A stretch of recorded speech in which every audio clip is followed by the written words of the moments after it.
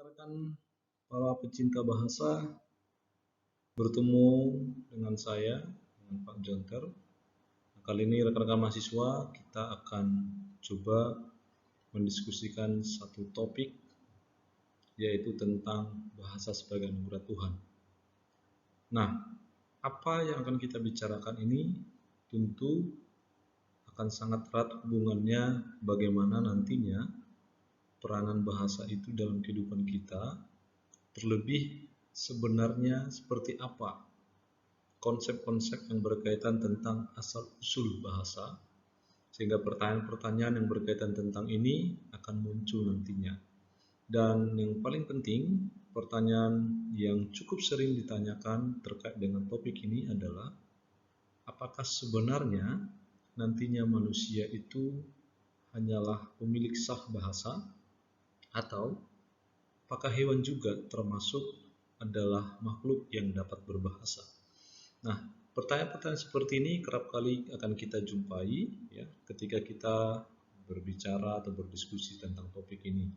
Nah, oleh karena itu rekan-rekan mahasiswa, pertanyaan-pertanyaan itu harus kita jawab melalui topik ini, sehingga nantinya kalaupun pertanyaan itu diajukan kepada Anda atau ditanyakan kepada Anda, kiranya Anda dapat boleh menjawab dengan tegas, dengan jawaban yang benar, dan tentunya nanti kita diharapkan memiliki pengetahuan yang lengkap tentang topik ini. Nah, oleh karena itu rekan-rekan, mari Anda menyimak video pembelajaran dengan baik. Kiranya pun ada pertanyaan nantinya, silakan boleh diajukan. Nah, semoga video ini nantinya bermanfaat untuk Anda, dan kemudian Anda boleh menerapkan konsep-konsep yang ada di dalam penjelasan ini.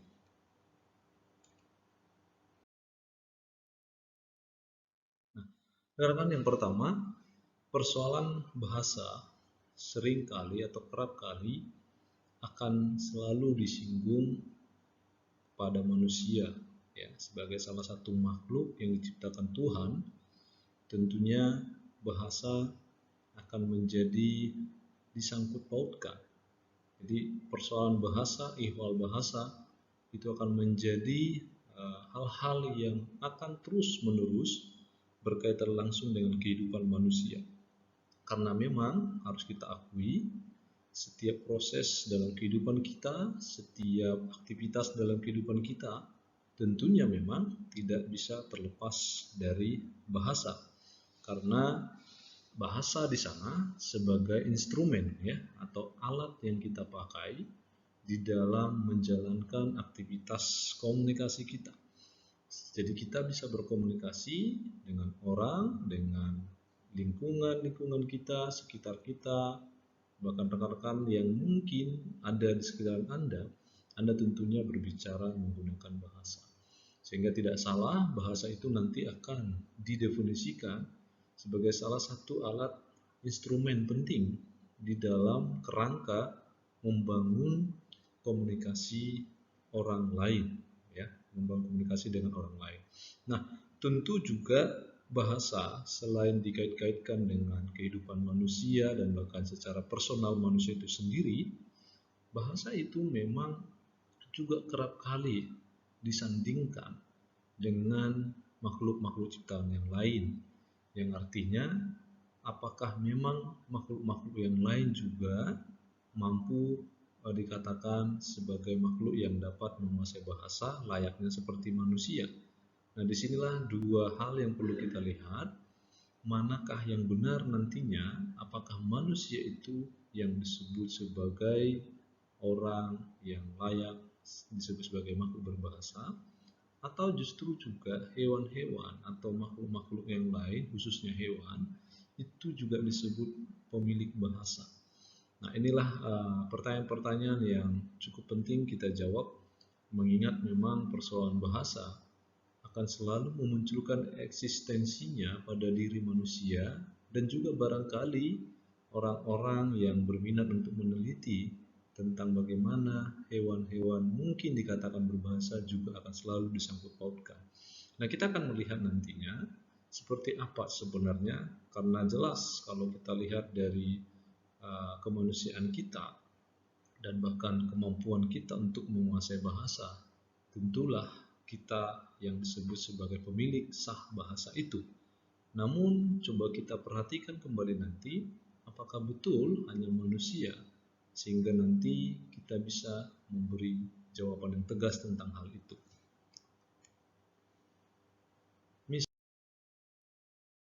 Misalnya di antara Anda barangkali pernah melihat, menonton, ya, atau bahkan mungkin mengamati dan bahkan punya pengalaman tersendiri. Apakah di antara Anda memiliki hewan-hewan peliharaan seperti ini, ya? Misalnya ada burung beo, atau mungkin ada yang memelihara burung kakatua, mungkin ada hewan seekor anjing, ada lumba-lumba, simpanse, dan bahkan hewan-hewan yang lain yang dianggap cerdas. Nah, pertanyaannya adalah, apakah hewan-hewan peliharaan seperti ini termasuk adalah hewan-hewan yang mampu berbahasa seperti layaknya manusia? Nah, mungkin kalau kita senang menonton film-film, ya, atau misalnya animasi-animasi, film kartun, terkadang banyak kita lihat ada banyak hewan-hewan yang berkomunikasi antar sesamanya dan bahkan seolah-olah berbahasa dengan manusia. Nah, apakah itu termasuk bagian bahwa memang hewan-hewan itu mampu dikatakan sebagai makhluk berbahasa, ya? Atau apakah memang hewan-hewan itu hanyalah dalam proses peniruan semata? Nah, inilah yang perlu kita pertegas sehingga kita meyakini mana jawaban-jawaban yang tepat atas pertanyaan-pertanyaan tersebut. Nah, tentu kita akan beranjak dulu dari alasan, ya. Apakah misalnya hewan itu berbahasa atau manusialah yang pantas disebut berbahasa. Nah, secara tegas harus kita akui dan kita yakini tentunya dengan bukti-bukti ilmiah bahwa jikalau ada pertanyaan apakah manusia adalah makhluk berbahasa, jelas hanya manusia yang disebut sebagai makhluk berbahasa. Sementara hewan tidak disebut sebagai makhluk berbahasa, namun kita katakan hewan itu juga di dalam proses kehidupannya juga adalah hewan yang berkomunikasi dan berinteraksi.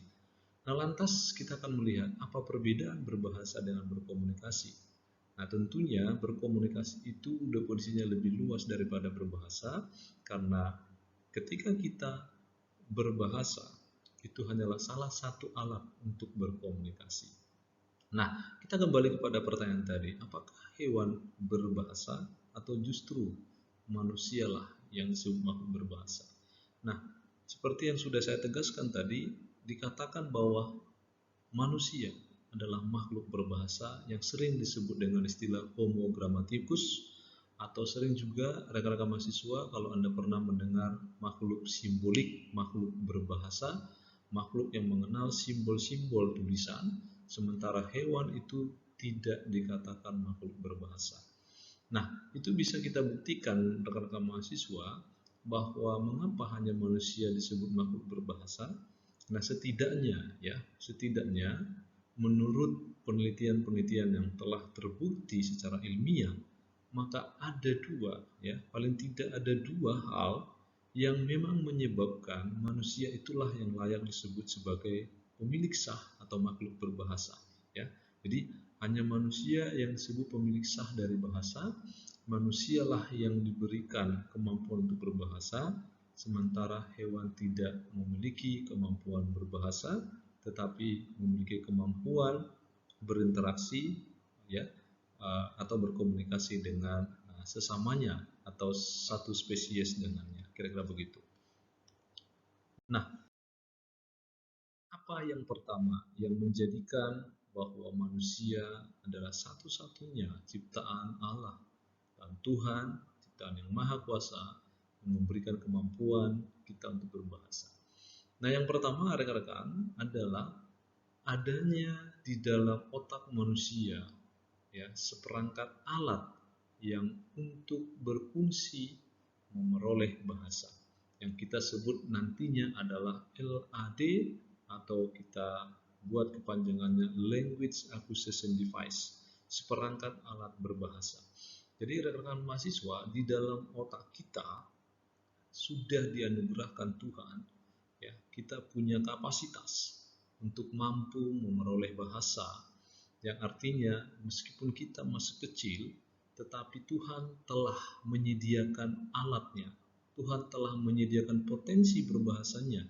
Ibarat komputer itu Tuhan telah menyediakan softwarenya, begitu ya. Kita sudah disediakan alatnya, perangkatnya, yang akhirnya nanti di atas keberlanjutan kehidupan kita, masa-masa pertumbuhan kita, tumbuh kembang seorang anak misalnya, maka suatu saat dia akan mampu, ya, memperoleh bahasa dari bahasa apapun, yang penting dia mau mempelajarinya.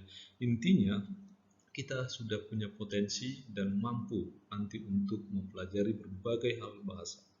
Nah, inilah satu teori yang disampaikan oleh Noam Chomsky, seorang linguis yang luar biasa, yang memaparkan bagaimana sebenarnya nanti bahwa manusia itu memiliki, ya, struktur kemampuan berbahasa di dalam otaknya, yaitu terletak di dalam hemisfer kiri atau yang kita sebut dengan lokus berbahasa, ya. Kalau Anda melihat gambar ini, Anda bisa melihat letak-letak bagian otak kita, yang ternyata di dalam otak kita itu sudah ada LAD yang mampu nantinya untuk mempelajari dan menguasai bahasa. Nah, di belahan kiri kalau Anda perhatikan di sana ada bagian bahasa, ya, berbicara, menulis, ya, logika, inteligensia, ya, itu belahan kiri. Nah, sebelah kanannya itu biasanya itu akan ada misalnya pengenalan wajah, pola, penglihatan. Nah, jikalau Anda memang memiliki kecerdasan linguistik atau kecerdasan bahasa, itu berarti secara umum dari pembelajaran belahan otak ini, maka sebenarnya di sana itu Anda lebih dominan hemisfer kiri atau lokus berbahasanya atau bagian otak kirinya yang lebih dominan. Nah, jikalau Anda memang senang berimajinasi, berkreativitas misalnya, biasanya itu adalah yang memang dominan dalam otak kanan kita.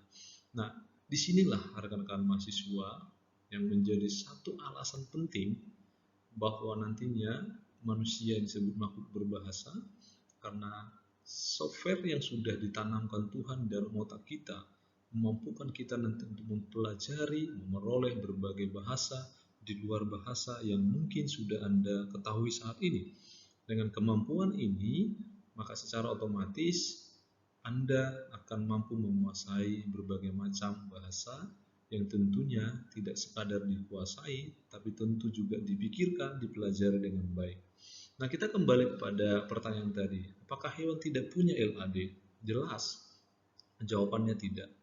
Memang secara struktur setiap hewan dan manusia itu tentu memiliki otak, ya, tentu memiliki belahan otak yang sama-sama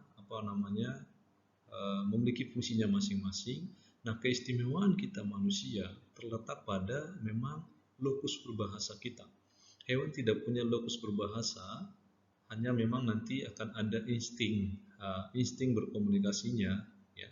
Sementara kita juga punya insting, hanya memang keistimewaan otak kita itu terletak dengan adanya lokus berbahasa, kita mampu nanti untuk berpikir logika. Berbahasa dan berpikir itu sangat erat hubungannya, sehingga nantinya proses-proses untuk kita mempelajari bahasa, untuk berpikir semakin cerdas, hal-hal yang mungkin abstrak, hal-hal yang konkret, itu bisa kita ujarkan dengan bahasa. Nah, disinilah salah satu alasan penting mengapa akhirnya memang hanya manusia yang dikatakan sebagai makhluk berbahasa, sementara hewan itu tidak berbahasa, hanyalah meniru insting semata bagaimana mereka mampu berinteraksi dan berkomunikasi dengan makhluk-makhluk yang lainnya.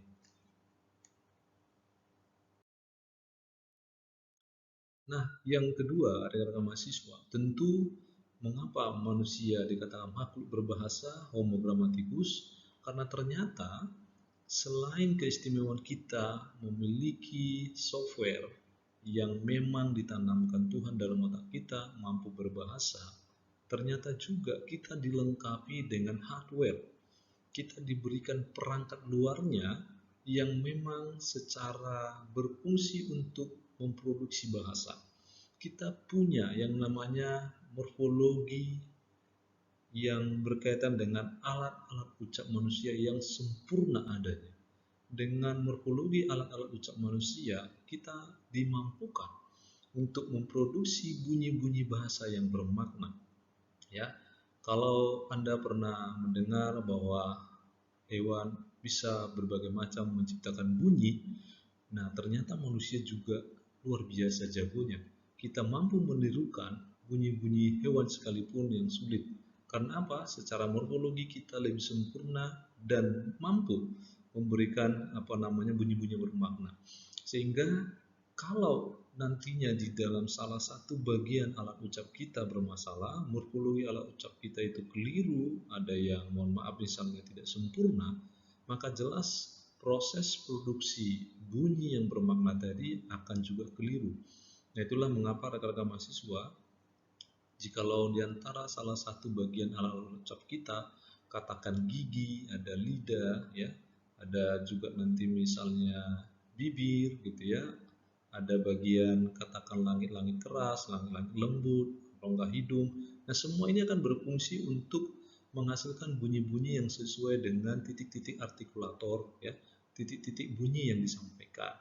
Misalnya Anda mau membunyikan dengan menggunakan titik artikulator bibir, misalnya boleh kita katakan menggunakan uh, yang disebut dengan imbuhan-imbuhan atau huruf-huruf M misalnya, ya, menggunakan artikulator titik gigi dengan lidah T gitu ya, itu bisa. Jadi macam-macam. Kalau Anda menggunakan nasal atau misalnya rongga hidung dengan penasalan, ya, Anda boleh mengeluarkan bunyi-bunyi nasal misalnya ya. Nah, ini adalah bukti bahwa sebenarnya setiap titik-titik artikulator di dalam kita sebut tadi ada alat ucap ini, maka semuanya berfungsi untuk menghasilkan bunyi-bunyi bermakna. Nah, inilah alasan yang kedua rekan-rekan mahasiswa, mengapa akhirnya memang manusia yang pantas disebut makhluk berbahasa. Nah, dengan demikian jelas kalau kita lihat ataupun Anda perhatikan di gambar yang tadi saya tunjukkan pada Anda, kalau mungkin Anda melihat ada burung beo, ya, ada misalnya mungkin simpanse atau jenis-jenis kera yang lain yang dianggap cerdas. Nah, sebenarnya itu adalah proses peniruan, imitasi, dan insting semata. Dan nantinya hewan-hewan tersebut hanyalah dilatih untuk mengikuti secara berurutan. Nah, kalau diacak saya kira hewan-hewan itu tidak mampu karena nanti hewan itu tidak memikirkan, ya. Kalau kita kan manusia memikirkan, kita proses, kita pikirkan apa kata, apa bahasa yang mau kita pakai kepada orang lain kalau ingin berkomunikasi. Nah, dengan demikian pantaslah kita sebut bahwa hanya manusia yang layak sebagai makhluk berbahasa atau Homo grammaticus. Nah, hal ini juga diperkuat rekan-rekan mahasiswa dengan adanya data-data seperti ini, bahwa jikalau memang saat-saat tertentu Anda akan mengira bahwa hewan-hewan itu seolah-olah mampu berbahasa karena memang di dalam alat-alat ucapnya itu bisa menciptakan bunyi-bunyi yang saya katakan tadi karena memang dia juga memiliki yang namanya jumlah isyarat vokal dasar. Nah, berdasarkan ini sebenarnya juga antara hewan dan manusia, ya, itu sama-sama memiliki jumlah bahasa isyarat vokal, ya. Jadi jumlah isyarat vokal dasar ini yang menjadikan seolah-olah kemiripan antara hewan dengan manusia itu saat misalnya berkomunikasi itu akan tampak seolah hewan itu berbahasa, pada sebenarnya tidak.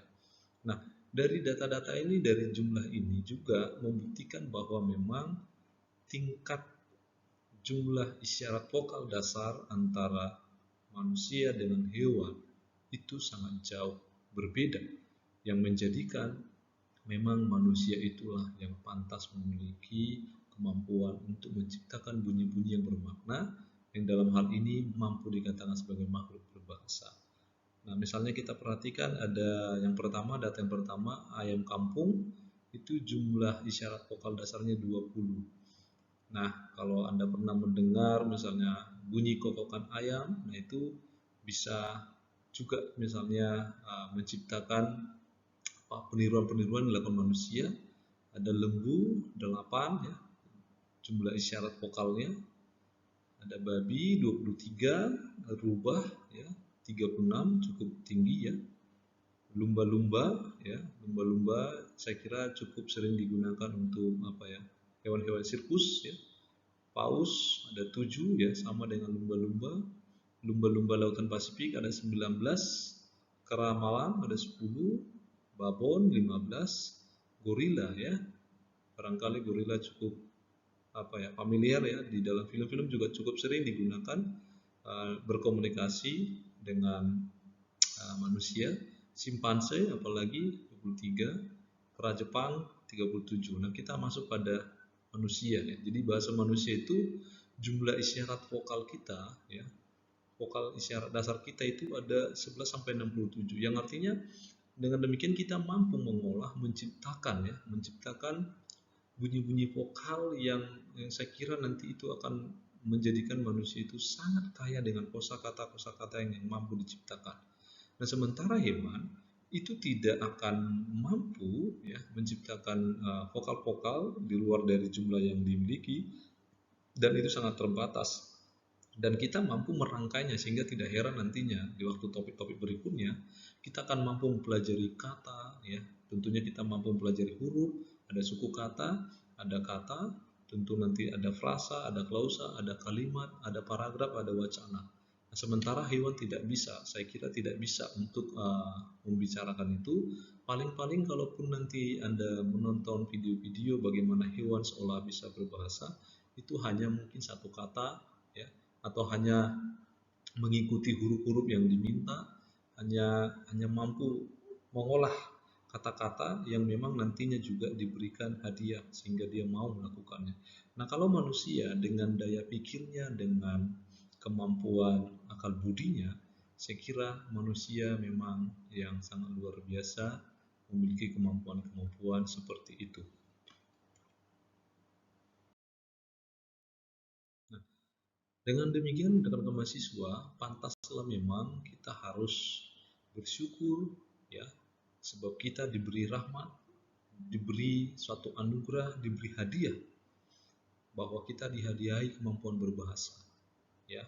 Pemberian hadiah ini tentunya kita harus hidupi, dan kita harus hargai, dan kita harus gunakan semata-mata untuk keperluan berkomunikasi, berbahasa dengan orang lain, dan untuk menciptakan kedamaian, kebaikan kepada orang lain ya. Sehingga kita akan mengatakan bahwa bahasa itu menjadi satu rahmat yang tak ternilai harganya, karena lewat bahasa nantinya justru manusia itu akan eksis ya. Manusia itu akan betul-betul menciptakan peradabannya. Manusia itu akan nanti mampu memikirkan hal-hal yang mungkin masih abstrak tetapi bisa dikonkretkan lewat kemampuan berbahasanya. Nah, hal ini juga memang yang kita yakini ya, sesuai ajaran Kristiani tentunya, bahwa manusia itu mampu berbahasa juga karena memang kita ini sebagai makhluk yang imago Dei, makhluk yang segambar dan serupa dengan Allah, yang artinya bahwa atribut-atribut yang ada pada diri Tuhan, pada diri Allah, itu ada pada diri kita. Hanya manusia yang disebut juga makhluk imago Dei, sementara hewan tidak. Karena apa? Rupa-rupa, atribut-atribut yang ada pada diri Tuhan itu ada pada diri kita, dan termasuk di sana atributnya salah satunya adalah kemampuan berbahasanya juga didapatkan oleh manusia dari anugerah Tuhan. Dengan demikian tampak jelas memang derajat manusia dari sisi kemampuan berbahasanya sangat-sangat luar biasa, dan ini patut kita hargai dan patut kita harus syukuri, sebagaimana kita adalah makhluk yang diberikan hadiah untuk mampu berbahasa. Nah, pertanyaan selanjutnya rekan-rekan mahasiswa tentunya adalah bagaimana kita menghargai Tuhan pemberi hadiah itu.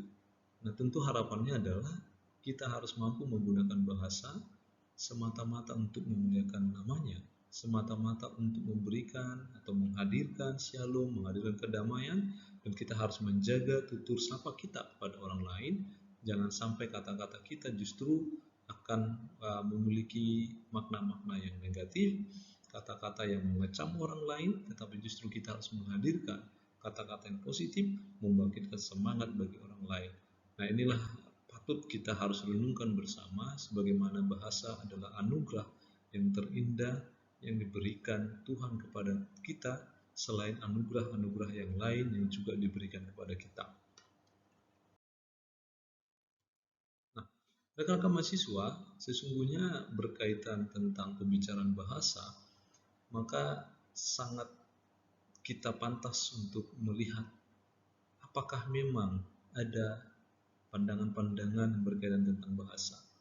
Nah, secara umum kalau ingin saya petakan pada Anda berkaitan tentang bahasa, ada 3 pandangan ya secara umum yang cukup sering dijadikan menjadi acuan bagi orang-orang kalau ingin membicarakan bagaimana bahasa itu ada pada diri manusia. Nah, pandangan yang pertama itu berasal dari kaum konvensional, ya, kaum yang memang meyakini bahwa itu bahasa-bahasa yang memang dihadiahkan turun-temurun dari para dewa-dewa. Nah, mungkin kalau Anda pernah mendengar istilah kehidupan para filsuf, ya, khususnya pada zaman Yunani begitu ya, sebelum nanti misalnya muncul masa-masa pencerahan, bahwa dulu sebelum juga agama ditemukan, banyak di antara masyarakat itu yang meyakini bahwa memang termasuk salah satu yang dipercaya adalah orang mampu berbahasa itu karena diberikan dihadiahi oleh dewa-dewa pada saat itu. Namun secara ilmu pengetahuan terus berkembang, maka muncullah kaum naturalis, ya. Kaum naturalis di sini sudah mulai menggunakan cara berpikir, karena berpikirnya sudah mulai cerdas, begitu sudah mulai memahami alam, memahami dunia, maka muncullah teori-teori yang berkaitan dengan naturalis, ya, filsuf-filsuf yang sudah mulai membicarakan bagaimana pandangan-pandangan terhadap bahasa, misalnya filsuf-filsuf Socrates, misalnya Plato, ya, sudah membicarakan bagaimana sebenarnya bunyi-bunyi yang dihasilkan oleh peniruan-peniruan atau onomatope yang kita sebut. Jadi peniruan-peniruan itu terjadinya ya bahasa itu karena memang ditiru dulu dari awal begitu. Jadi muncul onomatope sehingga nanti itu adalah bagian dari bahasa. Nah, juga dikatakan Plato misalnya pernah mengatakan bahwa bahasa itu adalah keharusan batin atau bahasa itu sebagai ekspresi dunia batin.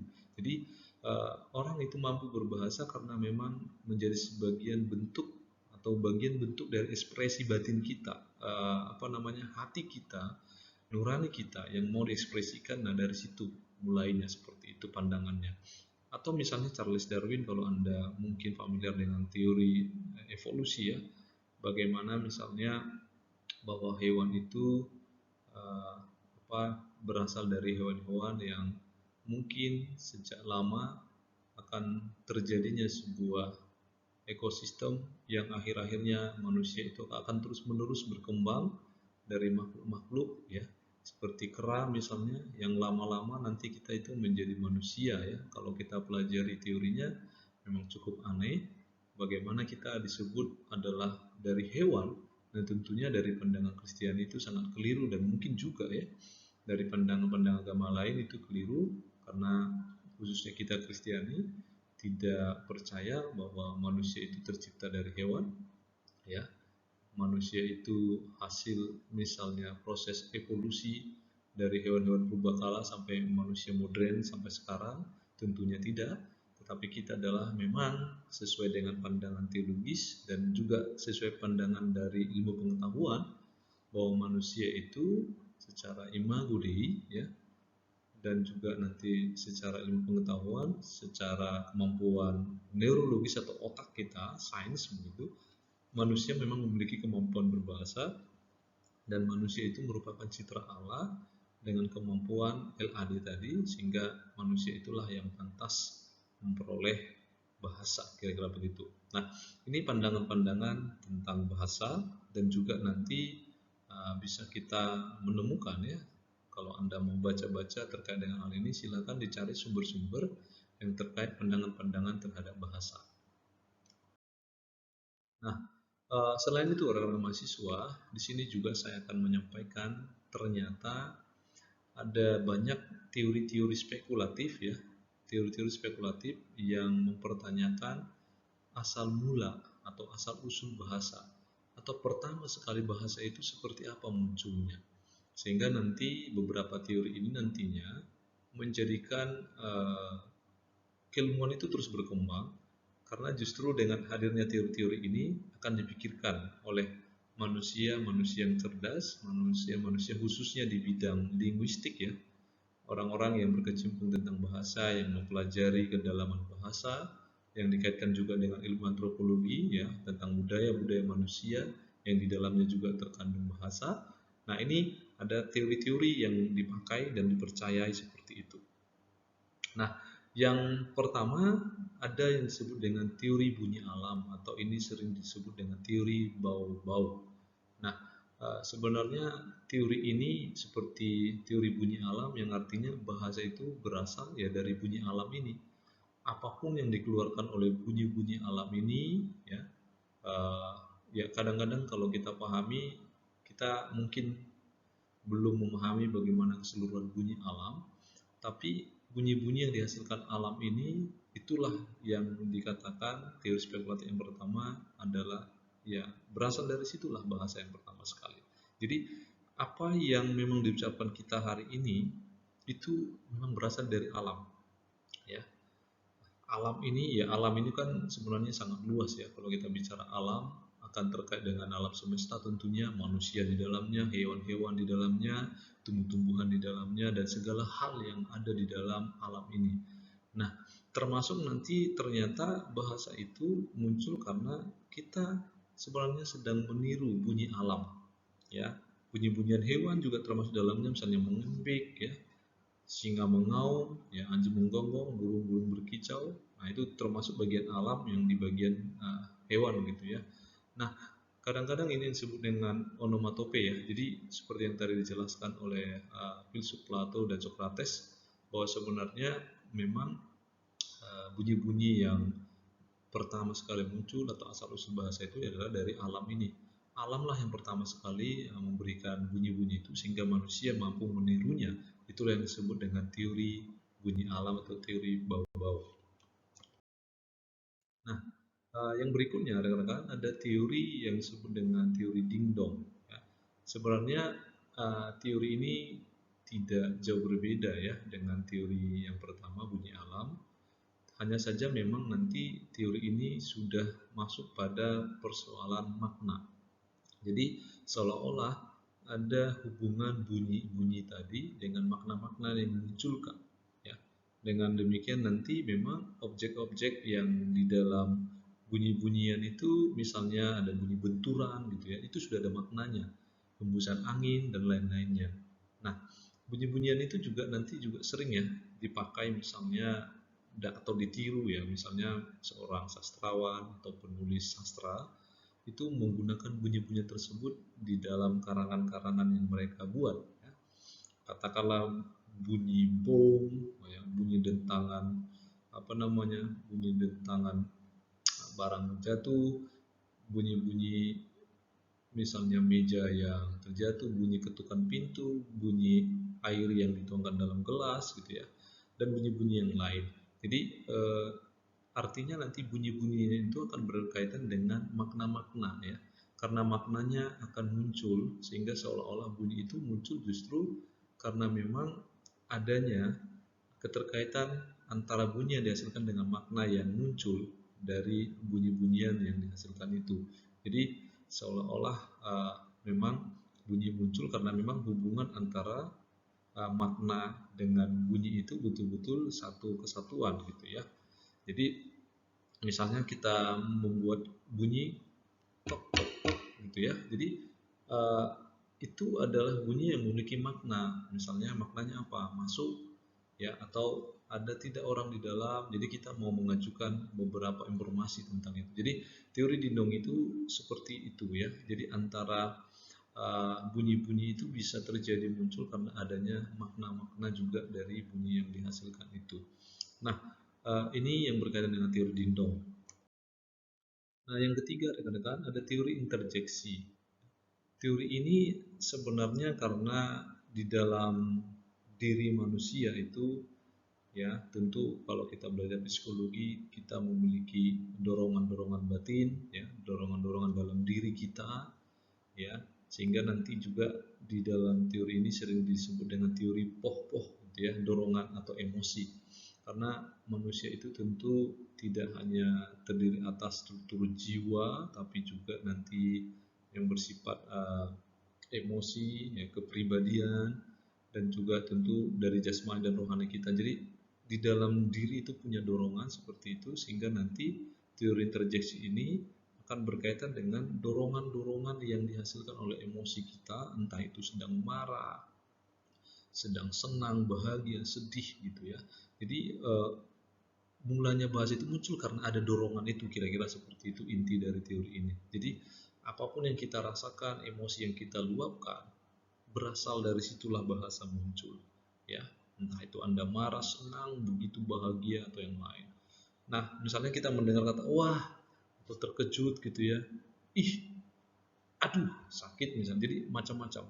Jadi dorongan-dorongan emosi yang dimunculkan itu dinamakan adalah asal mula bahasa itu muncul. Nah ini teori interjeksi, tergantung pada Anda setuju atau tidak, tetapi faktanya memang bunyi-bunyi seperti ini, penggunaan bunyi seperti ini juga kerap kali kita gunakan ya di dalam kehidupan kita, tetapi tentunya kita tidak meyakini bahwa bagaimana bunyi seperti itu bisa langsung kita jadikan asal-usul bahasa begitu ya. Tetapi sebagai sebuah dorongan batin, ya jelas itu adalah sebagai bentuk kita sabarkan representasi apa yang terjadi dalam kebatinan kita ya, entah itu senang atau marah dan lain-lainnya. Nah, yang keempat rekan-rekan ada teori Yoheho ya. Jadi teori ini muncul dengan adanya seruan-seruan yang bersamaan antara kegiatan fisik kita gitu ya, seruan fisik. Nah, misalnya kalau rekan-rekan sedang bekerja gitu ya, sedang mengangkat barang atau memindahkan pohon yang besar gitu ya. Nah, kita kan kadang-kadang akan ada bunyi-bunyi yang dihasilkan sembari nanti kita bunyikan juga ya, seperti waktu mengangkat pohon yang besar kita akan ini ya, menyerukan. Nah di masyarakat Jawa itu ada seperti itu ya, jadi sambil menggergaji mereka mengucapkan olobis kuntul baris. Jadi olobis itu burung bangau yang berbaris, artinya mungkin maknanya juga harus yuk kita angkat rame-rame. Nah kata-kata ini biasanya dikeluarkan karena memang menurut teori ini, bagaimana asal mula bahasa itu terjadi, kata-kata keluar manusia saat itu terjadi. Jadi pada saat kegiatan itu seperti itu akan muncullah teori Yoheho ini ya. Teori Yoheho cukup apa ya? Cukup mungkin sulit dipahami orang-orang, tetapi ketika ada kegiatan fisik kita ya dengan seru-seruan, nah itu juga bisa terjadi ya. Kadang-kadang kalau kita misalnya melakukan aktivitas yang berat ya, entah Anda menebang pohon, entah Anda melempari batu gitu ya, entah apa namanya aktivitas kita mungkin mengangkat beban berat. Nah, kira-kira seperti itu. Jadi teori-teori yang berkaitan dengan ini memang akan berkaitan tentang aktivitas-aktivitas ini ya, fisik kita seperti apa sebenarnya kita lakukan dalam sehari-hari. Nah, itu yang dikatakan sebagai sebuah alasan bahwa asal mula bahasa itu muncul karena hal-hal kegiatan fisik itu. Nah, yang kelima ada teori tata. Nah, teori tata ini bermula muncul dari apa ya? Kalau mau kita katakan di zaman sekarang mungkin lebih erat dengan bahasa-bahasa isyarat itu ya, bahasa-bahasa tubuh, isyarat tubuh yang juga dikategorikan nanti perkembangan ilmunya kita sebut dengan bahasa nonverbal ya, atau bahasa slang atau bahasa-bahasa isyarat yang memang memiliki kekhasan makna tertentu yang orang-orang tertentu yang boleh memaknainya dalam teori tata ini. Jadi orang-orang bisa menggunakan seperti ini ya, dengan menggunakan juga kemampuan raut wajah kita, mimik wajah kita gitu ya. Bagaimana misalnya kedipan mata itu bisa bermakna, bagaimana misalnya kita menunduk itu memberikan makna, bagaimana misalnya itu kita menunjukkan atau membuat jari kita di mulut itu memiliki makna, atau bagaimana kita memberikan simbol-simbol yang lain atau isyarat-isyarat lain, nah itu disebut teori tata, dan saat itulah muncul asal mula bahasa. Atau yang sering juga di dalam pendapatnya Darwin, ya, teori Darwin yang kita bicarakan tadi, evolusi, itu biasanya nanti berkaitan dengan pantomim, ya. Bagaimana nanti raut wajah kita menggunakan hal-hal sendiri sehingga bisa menirukan, gitu ya, menirukan makna-makna apa yang mau disampaikan lewat penggunaan pantomim tadi. Nah, ini yang disebut dengan teori tata. Dan saya kira perkembangan tentang tata atau teori tata ini juga dipakai, ya, dipakai, tapi tidaklah mungkin kita meyakini bahwa dengan ada pantomim maka bahasa muncul, kan begitu, tidak, tetapi representasi makna mungkin dari apa yang digerakkan dengan pantomim itu menjadi jelas, menjadi ada. Nah, itu bisa kita setuju seperti itu. Nah, yang keenam ada yang disebut dengan teori adaptasi fisiologis. Nah, ini teori yang memang berkaitan nanti bagaimana perkembangan tumbuh kembang manusia yang memang biasanya nanti semakin lama itu kan biasanya pertumbuhan fisiologisnya itu semakin baik, seperti itu. Hanya memang pada aspek fisik manusia itu ini selalu dikait-kaitkan dengan misalnya aspek fisik manusia seperti lainnya aspek fisik hewan, ya, yang cukup sering kita disamakan itu antara primata atau hewan primata kera atau hewan-hewan sejenisnya dengan manusia. Nah, jadi ciri-ciri fisik ini lama-kelamaan, ya, seperti di teori evolusi Darwin juga, ya, semakin lama berkembang, ya, berkembang, yang mungkin manusia juga dulu disebut adalah uh, makhluk yang berekor, misalnya lama-kelamaan itu hilang sehingga nanti berkembang terus begitu. Nah, seperti itu juga. Jadi fisik kita, morfologi kita itu nanti seolah-olah akan terjadi perubahan-perubahan gitu, ya. Perubahan-perubahan, mungkin kalau dulunya mungkin gigi manusia itu tidak seperti ini, mungkin kita punya taring misalnya, akan berubah terus, akan terjadi berevolusi terus sehingga semakin baik, kira-kira begitu. Jadi berbahasa itu karena memang asal usulnya itu, ya, manusia itu memang beradaptasi, fisiologisnya beradaptasi, ya, berubah semakin baik, kan begitu.